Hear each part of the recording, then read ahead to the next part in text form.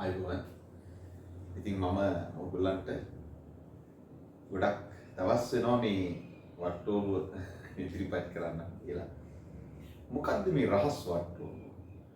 රහස් වට්ටෝරුව කිව්වේ ඉංග්‍රීසි භාෂාව දැන් කොතෙකුත් අපිට ඕන තරම් මොන ගැහෙන කට්ටිය කියන්නේ මට ග්‍රැමර් පුළුවන්. මට කියන දේ තේරෙනවා. ලියන්න පුළුවන්. කියව ගන්න පුළුවන්. කතා කරගන්න ගියාම ඉර වෙනවා කියලා. ඉතින් හරි. ඒක පැත්තක්. ඉතින් ඒ කෙසේ වෙතත් ගැටලුව වෙලා තියෙන්නේ මෙන්න මේ වට්ටෝරු ටික, මේ සැලසුම් ටික. මේ ඇත්තට මේ අර ඉංග්‍රීසි භාෂාවේ රහස් වට්ටෝරු කියලා කියන්නේ භාෂාව මනා ලෙස හසුරවීම සඳහා තමන්ගේ මනසේ තැන්පත් විය යුතු සැලසුම් ටිකක්. ඒ අතරේ මම මේ වට්ටෝරු කියලා හැඳින්වුවේ ඇත්තටම මුලින්ම helping verbs charts ටික ඔළුවේ තියෙනවා. ඒ අතරේ මම ඔයගොල්ලන්ට අද පැහැදිලි කරනවා be කියන පදය be කියන main verb එක එහි අනුගාමිකයන් එක්ක කොහොමද helping verb එකක් විදිහට භාෂාවේ ක්‍රියාත්මක වෙන්නේ. ලියන්න ගියත් කතා කරන්න ගියත් දෙකේම. හොඳයි. දැන් අපි ඉස්සෙල්ලා බලමු be කියන්නේ මොකක්ද අදහස? වෙන්න කියන අදහස. දැන් ඔබ දන්නවා යම්කිසි ක්‍රියාවක් එක්ක එකතු වෙන මේ සහායක පදයක් විදිහට සිංහල භාෂාවේ බලන්නකො කරන්න. නේ? දොර විවෘත කරන්න. හරි? පිරිසිදු කරන්න. වැඩ කරන්න. එහෙම නැත්නම් වැඩ කරනවා. පිරිසිදු කරනවා. තේරුම් ගන්නවා. ක්‍රියා පදවනවා. හරි. ඒකේ තියෙන කරනවා කියන ගතිය. මොනවද මේ වෙනවා කියන ගතිය එතකොට? වෙනවා කියන ගතිය තියෙන්නේ යම් නාමයක්, වර්ගයක්, පැහැයක්, හැඩයක්, ස්වභාවයක්, ගුණයක්. මේ වෙනවා. යම් දෙයක්, තත්වයක් මේ වෙනවා කියන මීනින් එක. බවටපත් වෙනවා කියලා නිකන් ඒකේ ක්‍රියාත්මක වීමකුත් තියෙන්න පුළුවන්. ඒ අදහසට අපි ගන්නවා be කියන verb එක කෙලින්ම. දැන් මෙතන මම පැහැදිලි කරනවා මේ කොටස් වශයෙන් මම පොඩි සටහනක් දාලා තියෙනවා ඔයගොල්ලන්ට. එතකොට දැන් හොඳට මතක තියාගන්න උපකාර ක්‍රියාපද වර්ග අපි සැලසුම් 4ක් ඉදිරිපත් කරන ක්‍රියා සංග. මේ ඔබට ඉදිරිපත් කරන්නේ ඒ සැලසුම් වලින් මුලින්ම ඔබේ ඔළුවේ තැන්පත් විය යුතු සැලැස්ම. be සැලැස්ම. මොනවද මේක අපි හුරු කර ගැනීමෙන් අපිට ඇති වෙන ප්‍රයෝජන? එහෙනම් මේ පුංචි කොටස් ටික දැන් බලන්න මේ am is සහ was were will be කියලා කොටස් වර්ග තුනක් තියෙනවා. be ගේ කොටස් තුනක්. මොනවද මේ කොටස් තුන? මේ කොටස් තුන තමයි කාල තුනට බෙදිච්ච කොටස්. දැන් බලන්න මේ present. මම මේ පාටි කියන්න. මේ ඇවිල්ලා present. මේ past. future. හොඳයි. වර්තමානයේ අදහසක් සඳහා පාවිච්චි කරන්නේ am is are කියන ඒ කොටස් තුන. be ගේ උපකාරක සහායක පද. අතීතයේ සඳහා was were කියන පද දෙක. අනාගතයේ සඳහා will be. කොහොමද මේක පාවිච්චි කරන්නේ? හරි. කොහොමද ඉංග්‍රීසි භාෂාවේ මේක පාවිච්චි කරන්නේ? ඇයි පාවිච්චි කරන්නේ? මේ කරුණු ටික ඔළුවට ගමු. හොඳයි. මේ වාක්‍ය නිර්මාණයේදී දැන් සිංහල භාෂාවට සාපේක්ෂව ඔබ අහලා ඇති මම බත් කමි. මම බත් කමු කියන්නේ නැහැ. ඉතින් මේ භාෂාවේ වියරණ ව්‍යාකරණ හැදිච්ච හැටි. ඒ වගේම යෙදුම් ටිකක් තමයි මේ ඉංග්‍රීසි භාෂාවේ වාක්‍ය නිර්මාණයේදී අර අපේ සිංහල භාෂාවේ අගින් වෙනස් වෙනවා වගේ අගට අර මුල අණුව අග වෙනස් වෙනවා වගේ ඉංග්‍රීසි භාෂාවේ මේ ව්‍යාකරණය සකස් වෙන්නේ මුල අණුව මැද වෙනස් වෙනවා. මුල අණුව මැද. සමස්ත වාක්‍යයේ හැඩය අණුව මැද. ඒ කොහොම වුණත් වෙනස් වෙන්නේ මෙතන. හරි. එක්කෝ උපකාරක ක්‍රියාපදය එක්කෝ ක්‍රියාපදය තමයි වෙනස් වෙන්නේ. අනිකුත් අදහස් අපිට හිතට දැනෙන අදහස්. ඒ ඉදිරිපත් කරනකොට අර පුද්ගලයා අපි කතා කරන ඒ අදහසේ මුල් කතුවරයාට සාපේක්ෂව සහ ක්‍රියාව සිදු වෙච්ච කාලයට සාපේක්ෂව උපකාරක ක්‍රියාපද ප්‍රධාන ක්‍රියාපද මාරු වෙනවා. එතනින් එහාට තියෙන අනිත් අදහස් වෙනස් වීමක් සිද්ධ වෙන්නේ කරන්නේ අපිට උවමනා විදිහට. ඒ සඳහා පද සම්බන්ධ කිරීමේදී ඒ අදාළ අර්ථය නිකුත් වීම සඳහා prepositions හා conjunctions භාවිතා කරනවා. එතකොට මේක මූලික දැනුම තියෙන අයට මම මේ කියපු දේ වැටහෙන්න ඇති. දැන් අපි බලමු නිකන් සරලවම අරගෙන මේ am is are කොහොමද අපි භාවිතා කරන්නේ. ඉස්සරලම බලන්න පුංචිම තැන. introduction. අපි කෙනෙකුට introduce කරනවා යමක්. ඉතින් introduction පැහැදිලි කිරීම. ඉදිරිපත් කිරීම ඊට වඩා මේ අපි කිව්වොත් මේක හඳුන්වා දීම. හඳුන්වා දීම. බලන්න කොහොමද හඳුන්වන්නේ ඉස්සරලා. මගේ නම රුවන්. මගේ නම රුවන්. දැන් මම කොහොමද මේක ඉදිරිපත් කරන්නේ ඉංග්‍රීසියෙන්? මොකක්ද මම මුලට ගන්නෙ? රුවන්ගේ නම රුවන්. එහෙම කියන්නේ මගේ නම රුවන්. එහෙනම් අන්න මුලින්ම ගන්නවා ඉන්ට්‍රොඩියුසින් පාර්ට් එකට සර්වනාමයක්. යමක් හඳුන්වා දීම සඳහා සර්වනාමයක් අවශ්‍යයි. බොහෝ දුරට මුල් වරට හඳුන්වා දෙන්න. දැන් මේ බලන්න මේක පෑනක්. දැන් මේ පෑනක් කියන්නේ මේක පෑනක් කියලා. රතු පෑනක් කියලා. එහෙම හඳුන්වා දෙන්නේ නැහැ නේ. මේක අපි කෙනෙකුට දන්නේ නැහැ මේ දැන් මේක පර්මනන්ට් පෙන් එකක්ද වයිට් බෝඩ් මාකර් පෙන් එකක්ද. දැන් මම මට හඳුන්වලා දෙන්න ඕනේ මේක. කොහොමද මම කියන්නේ? මේ වයිට් බෝඩ් පෙන් එක වයිට් බෝඩ් පෙන් එකක්. එහෙනම් මුලට ගන්න වෙනවා සර්වනාම. මොනවද සර්වනාම? I V U D E C H. පුද්ගලයන් සතුන් වස්තුන් සඳහා පොදුවේ භාවිතා කළ හැකි වචන 7ක් තමයි I V U D E C H. එතකොට යම්කිසි වාක්‍යයක් අපි අදහසක් ප්‍රකාශ කරනකොට මූලික වශයෙන් ඒ වාක්‍යයේ අදාළ ප්‍රධාන වචනය ප්‍රධාන මාතෘකාව මුලින් සඳහන් වෙනවා ඉංග්‍රීසි භාෂාවෙන්.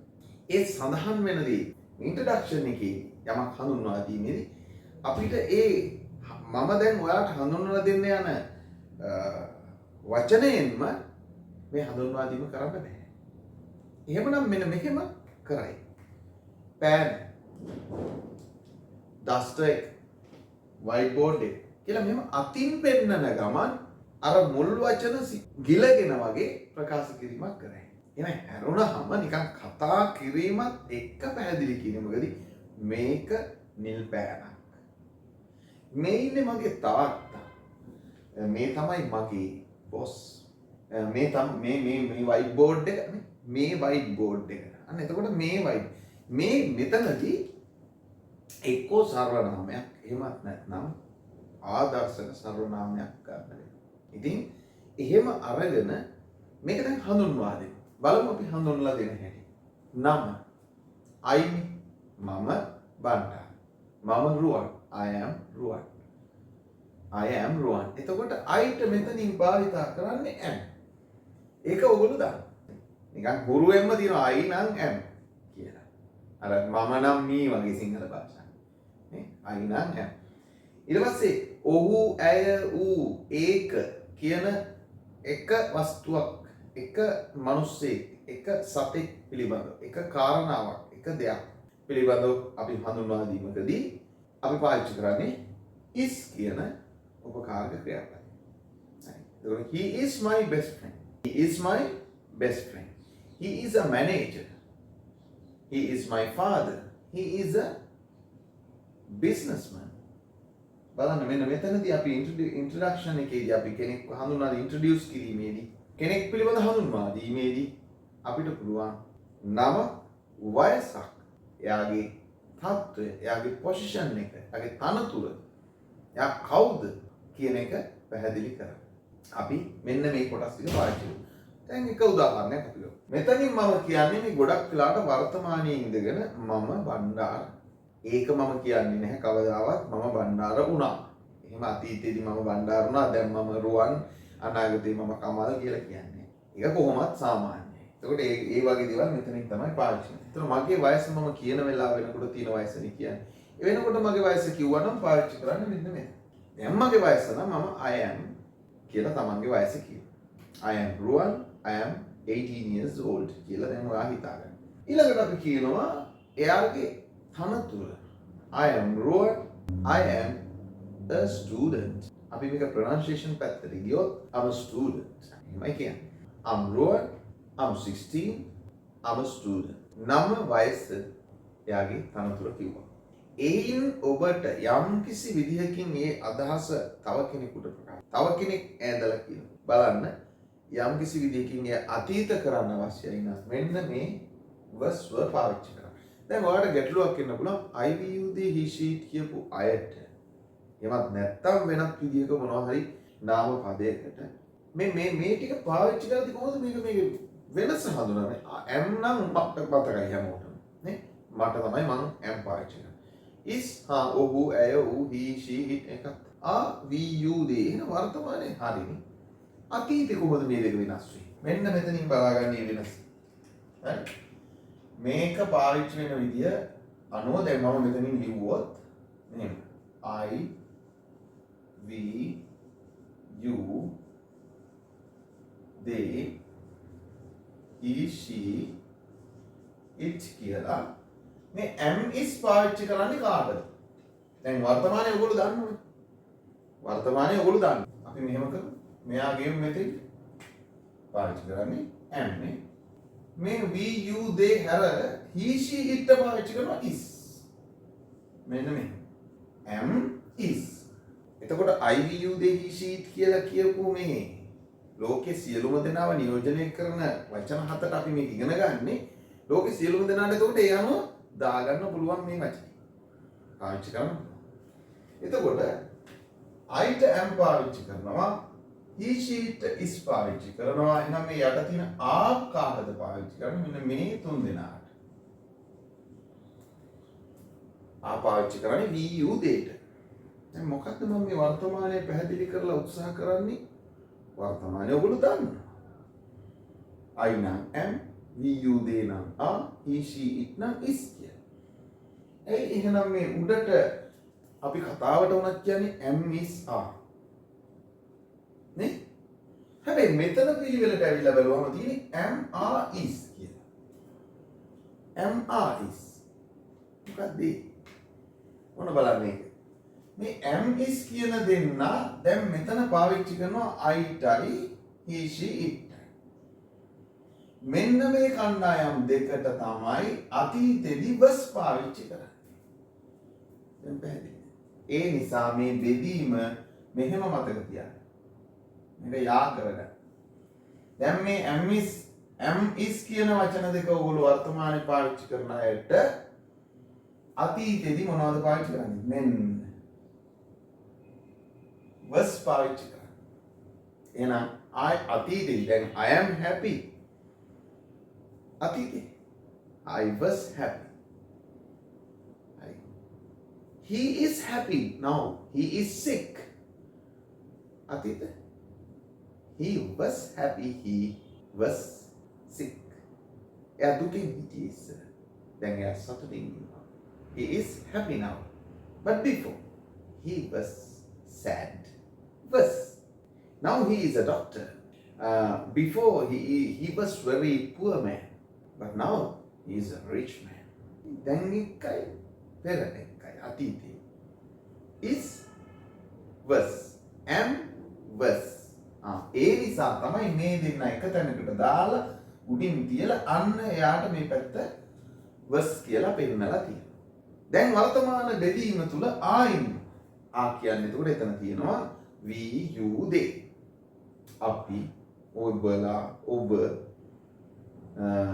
ඒගොල්ලෝ එවුන් ඒවා ඔය කියන පද. we you they ගේ සිංහල තේරුම ටික. ඒ අයට පාවිච්චි කරනවා අතීතේ මෙන්න were කියලා. එහෙනම් now we are teachers. But 15 years ago, 20 years ago, අවුරුදු 20කට විතර කලින් අපි කවුද? We were students. අපි ශිෂ්‍යයෝ වුණා ඒ කාලේ. දැන් අපි ගුරුවරු. වුණාට ඒ කාලේ ශිෂ්‍යයෝ. එතකොට දැන් ගුරුවරු කියන එකට වර්තමාන තත්ත්වයට we are කිව්වට ඒ කාලේ we නෙමෙයි ඒ කාලේ were. නේද? හරි. දැන් අපි යනවා අනාගත තත්ත්වයකට. අනාගතයේ සඳහා අපි මේ වගේ අදහස් ප්‍රකාශ කරනකොට පාවිච්චි කරනවා I, we, you, they, he, she, it කියන 7 දෙනාට. 7 කිව්වට ඒක ඇතුලේ සිංහල තේරුම් ගොඩක් තියෙනවා. ඒ සියලුම දෙනාට අනාගතයේදී අපි will be පාවිච්චි කරනවා වෙනසක් නැති. දැන් පැහැදිලිද? හරි. එහෙනම් දැන් මෙතෙන්ටයි මොනවද? අතීතෙදී මෙන්න බස් මෙතෙන්ට යනවා. ඒ වගේම මේ බස් එනවා නැවත මෙතෙන්ට. හරි. එතන මේ වර් යනවා මෙන්න මෙතෙන්ට. එහෙම ඔළුවේ තියෙන්න ඕනේ. ඇඳ ගන්න ඕනේ මේ විදිහට. නිතරම හිතලා මනසේ එහෙම. දැන් ඔයාලට මම මේක ඇඳලා දෙන්නේ. දැන් ඔයාලට මම මේ පැහැදිලි කරන්නේ මෙහෙම මේ ඇඳ මගේ ඔළුවේ දැන් කොහොම තියෙන හින්දානේ. එහෙනම් ඒ වගේ ඔයාගේ ඔළුවේ මේ සූත්‍රයේ තියෙන්න ඕනේ. ඒක තමයි මේ රහස් වට්ටෝරුව කියලා කියන්නේ. මේක දීපහම හරිම ලේසි ඕනම දෙයකට මේක ඇප්ලයි කරන්න. හරි. හොඳයි. අපි දැන් මේ පද ටික භාවිතා කරන විදිය බලමු. ඉන්ට්‍රොඩක්ෂන් එක. මට යා මොන ගහනකොට එයාට අවුරුදු 14ක් විතරයි. When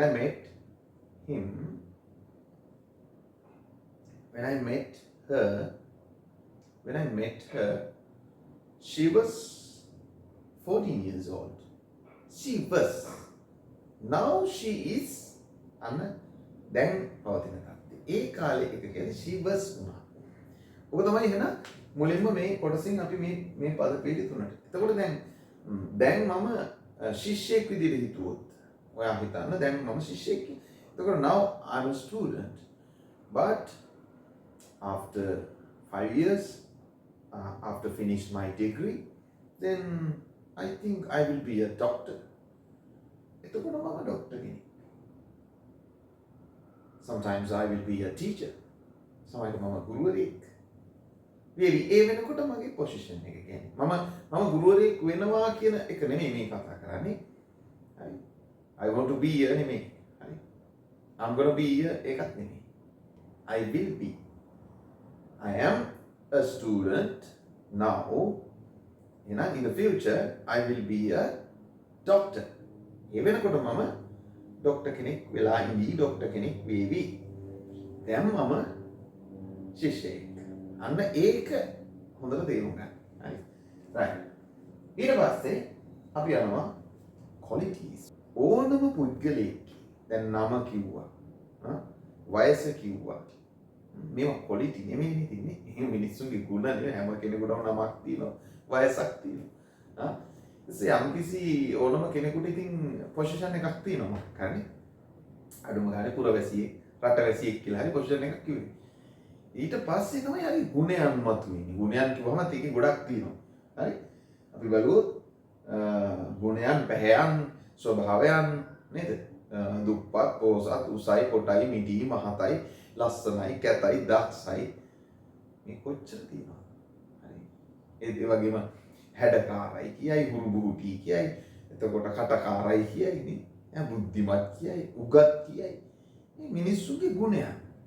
ඒ මිනිස්සුන්ගේනේ සත්තුන්ටත් කියනවනේ සය සතා දිගයි, සතා උසයි, සතා නේ කළුයි, පහට වර්ග. ඒ වගේ මේ සතා හරි අහිංසකයි, සතා නේ මිනිස්සුන්ට නැත්නම් සත්තුන් සතා හරි නේ ෆ්‍රෙන්ඩ්ලි වෙන්න පුළුවන්. හරි අපිට නිකන් හරි හිතවත්. එතකොට මේ සතා හරි භයානකයි. මෙන්න මේ මොනවද මේ qualities? ස්ටේටස් මේවට කියන්නේ. මේ සමස්තෙරම ස්ටේටස් කියනකොට. එතකොට දැන් සත්තුන්ගේ ඒ වගේ. ඊට පස්සේ දැන් වස්තුන් ගත්තා. ඒ වගේ මුලින්ම ගහ, කොළ, ඇල, දොළ, ගංගා, නිම්න, කඳු, වලාකුළු, අහස මේ කියන සෝබා දහමේ කොටස්.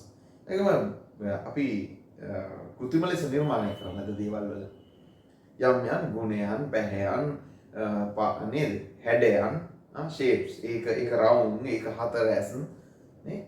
ඒක උසයි. ඒක ගොඩක් වටිනවා. ඒක හරි ලාභයි. ඒක හරි සංකීර්ණයි. හරි. ඒ වස්තු, පුද්ගලයෝ, සත්තු, වස්තු, තවත් වස්තු විදිහට අතට අසු නොවන පේන්නේ නැති කාරණාවලු විදුලිය, සුළඟ ඒ ප්‍රශ්නේ එතන හිතේ තියෙන මේ දුක ආදරය මේවා පේන්නේ නැහැ. පේන්නේ නැති ඒ වස්තු පේන්නේ නැති දේවල් විදිහට ගත්තා. ඒවත් එතකොට මේ ගොඩට වැටෙනවා. ඒතර මේ සම්බන්ධව අපි යම්කිසි ගුණයක් ස්වභාවයක් පැහැයක් හැඩයක් ප්‍රකාශ කරනකොට මේ පද තමයි භාවිතා කරන්නේ. කොහොමද භාවිතා කරන්නේ? qualities. දැන් බලන්න මම කියනවා he is our chairman. He is our chairman. හරි. මෙතනින් මම introduction එක හරහා ඔන්න දුන්නා. එයාව introduce කරනවා ඔයාට. He is our chairman. His name is Ruwan. His name is Siripala. He is our chairman. He is very kind. Yeah, Harima Karu. He is a tall man. Yeah, usa manusya. He is very smart. He is handsome boy. He is a handsome person. He is very handsome. Yeah, Harima. Hedakara. He is smart. He is very kind. He is educated. He is an intelligent person. මේ එතකොට මේ එයාගේ ගුණයන් හැඩයන් පැහැයන් නේ මේවා තමයි කිව්වේ. යම්කිසි සතෙක් විදිහට it is very dangerous. That dog is very friendly. Dog is friendly. That car is red. ඔතනදී අර මං කිව්වා pronouns විදිහට මෙන්න මේ පද ටික වගේම අපි ඉගෙන ගන්න ඕන demonstrative pronouns. These that dogs. එතන ඒවත් උවමනා වෙනවා මේ introduce කරනකොට නිතරම. හරි. මගේ කායක මේ කායක නේ my car. ඒ වෙතක මේ කායක කිව්වද මේ මෙහෙම තියෙන මෙතන this car. හරි. This car is new. That car is old. This car is very cheap. That car is very expensive. Is ඔක්කොම is. ඒක මේක අරක. මේවන these are very expensive. These are එතකොට are. එතකොට මම ඊයේ ගිහිල්ලා බැලුවා මේ බඩු වර්ගයක් ගන්න. Yesterday I went to the supermarket to buy some vegetables. But I didn't buy. මං ගත්තේ නැහැ. Oh, I couldn't buy. I hadn't enough money. මං ගාව ඇති වෙන සල්ලි තිබ්බේ නැහැ. Because why? They were very expensive. දැන් මම බැලුවොත් එහෙම මෙතන බලලා ඉවිල්ලා මෙහෙම කියනවා කෙනෙකුට මම ගිහින් කඩේට බලලා එනවා මගෙත් එක්ක යන සගයා partner why didn't you buy something? I ගත්තේ නැත්තේ. You can't buy them. They are very expensive. Those are very expensive. මෙන්න මෙහෙම ඒ සඳහා භාවිතා කරන්නේ මේ එම්මිසා වස්තුව වෙන්නේ. ඊට පස්සේ where is something? යමක් කොහෙද තියෙන්නේ? කොහේ මොබයිල් එක? My mobile is in the cupboard. My mobile is on the table. My mobile is in the kitchen. Mobile is. එතන කියන්නේ මොකද්ද? යමක් කොහෙද තියෙන්නේ? කියලා අහනකොට ඒක අහනවා හෝ අහන්න නැතුව මං කියනවා. ඒකට රටාවක් විදිහට ගන්න පුළුවන් noun be place. අන B ගේ ගෝලෙක් තමයි ඉන්නේ. අද මම පොතක් වෙනවා. මේ මගෙන් යාළුවා කොහෙද ආයේ පොත තිබ්බේ? ඊයේ ඔය අතේ තියන් හිටියනේ. ඔව්. ඊයේ ඒ පොත මට මතකයි තිබ්බා. අන්තිමට මේසෙ උඩ තිබුණා. තියනවා කියන්නේ the book is on the table නම් දැන් නැහැ අපි හිතමු. ඊයේ මේසෙ උඩ තිබුණා. That book was on the table. මෙතන නම් the book is on the table. එහෙනම් පොත මේසෙ උඩ තිබුණා කියන්නේ the book was on the table. ඒවා අන්න අර මේසෙ උඩ තියෙනවා. ඒවට අපි කියන those එහෙම නැත්නම් they are on the table. ඒවා ටිකක් කාලෙනුත් එහාට ගිහිල්ලා. ඒකට අපිට ඕන නම් they නැත්නම් those part. Those books were on the table. Yesterday I saw your pens were on the table. මම ඊයේ දැක්කා වගේ පෑන් ටික තියෙනවා මේසෙ උඩ. බහුවචන උණු ගමන් වර් කරා. බහුවචන කිව්වහම අර ඒ අදාළ කොටස් ටික we you they ට අදාළ යම් කිසි දෙයක් වුණා නම් ඒ ටික වර් කරා. I saw he she it නම් was කරා. අතීතේ. හරි. ඊට පස්සේ what is some place? යම් තැනක මොනවද තියෙන්නේ? දැන් පටල ගන්න එපා. ඉස්සලා කිව්වේ යම් දෙයක් තියෙන්නේ කොහෙද? ඉතින් මේක තමයි මේ අපි දැන් මේ කියන සූත්‍රයේ අරගෙන අපි ඒක ඇතුල් කරන රටා ටික ඉගෙන ගන්න ඕනේ. හරි. සමහරු ගාව මේ රටා ඉගෙන ගත්තට ඒ හැම එකකටම යොදන්නේ මෙන්න මේ සූත්‍රය කියලා මේ මට්ටෝම පිළිවෙලට නැහැ ඔළුවේ. එතන ඒකට ලොයිල නැහැ. එතනින් අර මේ කියන ඒවා ඉගෙනගෙන තියනවා තිබුණාම මේ ඔක්කොම යාවෙන්නේ මෙන්න මේ සූත්‍රේ. මතකද? අපි කොච්චර ගණන් හැදුවා. හරි. මොන තරම් සංඛ්‍යා ලිව්වත් හරි. බිංදුවේ සිට 9 දක්වා තියෙන ඉලක්කම් ටික නේද පාවිච්චි කරන්නේ. අපි හිතන්න ඔය බිංදුවේ ඉඳලා 9 වෙනකන් තියෙන සංඛ්‍යා ටික අපි දන්නේ නැතුව අපි ඉගෙන ගන්න බලනවා වෙනත් ප්‍රමාණයක්. අංක ටික දන්නේ නැතුව අපි සංඛ්‍යා ඉගෙන ගන්නවා. අපි අද ඉගෙන ගමු පාඩමක් විදිහට 3475. අවුරුද්දේ දවස් ගණන ඔබ දන්නවා. 365. අපි ඒක ඉගෙන ගමු කොහොමද ලියන්නේ කියලා. 365. දැන් මෙහෙම ඔබ ඉගෙන ගත්තොත් කවදද ඔබේ ඔළුවට එන්නේ අපි මේ ලියන ගොඩේ ලියන අංක කීයක් තියෙනවද කියලා හරි විශ්වාසයක් අර නිකන් හිත නිදහස් වීමක් සිද්ධ වෙන්නේ. ඒක නිසා පිළිවෙලට මෙන්න මේ සූත්‍රයෙන් ඉගෙනගෙන ඒක හොඳට ඔළුවේ තැම්පත් කරගෙන පාඩම් කරගෙන ඒවා ටික ටික එකතු කරන ඒවට යන්න. මේ හැම එකකම පාවිච්චි කරන්නේ මේ ටික. ඉතින් ඒ වගේම තවත් තියෙනවා මේ වගේ වට්ටෝරු තියෙනවා. හරි. ඒකත් ඒක ඉගෙන ගන්න ඊට පස්සේ ඒක දාන්නේ කොතෙන්ද? කොතෙන්ද කුමක් සඳහාද? කොයි වගේ අවස්ථාවලදීද කියන එක ඔළුවට දාගත්තාම හරි ලේසි. අර පාකිගේ කායකක් තියෙනවා නවත්තලා. කොහොමද කියන්නේ? පාක්ද මුලට කියන්නේ. අර පාකිගේ මිනිස්සු දෙන්නෙක් ඉන්නවා කවුද දන්නේ. අර ගේට්ටුව ගාව මිනිස්සෙක් ඉන්නවා. ඒක කොහොමද කියන්නේ? A man is at the gate. නෑ. ඒ කියන්නේ මිනිස්සයා ගේට්ටුව ළඟ ඉන්නේ කියලා. එතකොට ඔයා කියන්නේ මේ මිනිස්සයා ඉන්නේ ගේට්ටුව ගාව. නෑ එහෙම නෙමෙයි අපි. අපි ගේට්ටුව ගාව මිනිස්සෙක් ඉන්නවා. අර්ථ දෙකක් නේ. ගේට්ටුව ගාව මිනිස්සෙක් ඉන්නවා. අර සිංහලෙන් පද ටික නම් එක වගේ මාරු කරා වගේ නිකන් තේරෙන්නේ. ඒ වුණාට අදහසක් වෙනස්. අවස්ථාව වෙනස්. නිරූපණය වෙනස්. එතකොට කොහොමද කියන්නේ? අපි කියනවා අපි දැන් පිට්ටනියක් පේනවා අපිට. නේ අර පිට්ටනියේ සෙනග ඉන්නවනේ මොකද දන්නේ නැහැ. දැන් ඕකට අපි කියනවාද පිට්ටනිය දිහා බලලා මේ සෙනග ඉන්නේ පිට්ටනියේ. එහෙම කියන්නේ මේ අර පිට්ටනියේ සෙනග ඉන්නවා මිනිස්සු වගේ ඉන්නවා. එහෙමනේ කියන්නේ. දැන් පිට්ටනියේ මේ මිනිස්සු ඉන්නව පේනකොට මං කියනවා මේ අයියේ මේ වදන අර අතන පිට්ටනියක් තියෙන්නේ. මේ මිනිස්සු ඉන්නේ පිට්ටනියේ. එහෙම කියන්නේ. මිනිස්සු කවුද කියලා දන්නේ නැහැ. අපි කියන්නේ එතකොට පිට්ටනියේ මිනිස්සු ඉන්නවා. යම් තැනක යම් දෙයක් තියෙනවා. එහෙනම් ඒ සඳහා පාවිච්චි කරන අපි there is there are there was there were there will be